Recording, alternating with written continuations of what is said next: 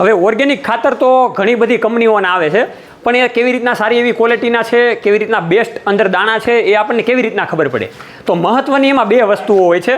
એક તો ખાસ કરીને જે ખાતર છે એનો રિપોર્ટ, અને બીજી વસ્તુ કે પાણીની અંદર આપણે એ ફર્ટિલાઇઝરના એટલે કે ખાતરના દાણા નાખીએ તો એ ખૂબ જલ્દીથી ઓગળી જવા જોઈએ. આ બે વસ્તુનું ખાસ ધ્યાન રાખવાનું હોય છે.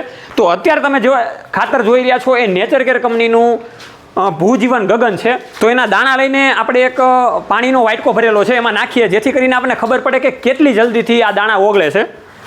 તો આપણે ખાતરની બેગ એક અત્યારે તોડેલી છે.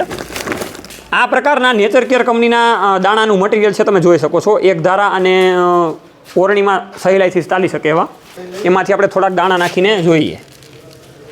બીજી રીતના એનો રિપોર્ટ સારો હોય તો એ પણ ફર્ટિલાઇઝર ખૂબ સારું હોય છે. આ તમે જોઈ રહ્યા છો ખેડૂત મિત્રો કે પાણી જે આખું વ્હાઇટ હતું એ આખું બ્લેક થઈ ગયું છે, કે દાણા પૂરેપૂરા ઓગળી ગયા છે માત્ર ને માત્ર 30 સેકન્ડ 35 સેકન્ડની અંદર. એ તમે જોઈ શકો છો.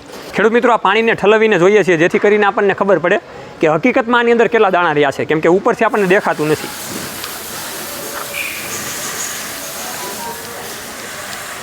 તો તમે આ ફર્ટિલાઇઝરની તાકાત જોઈ શકો છો કે જે નેચરકેરનું ભૂજીવન ગગન છે, કે બધા દાણા પાણીમાં ઓગળી ગયા છે માત્ર 30 સેકન્ડની અંદર.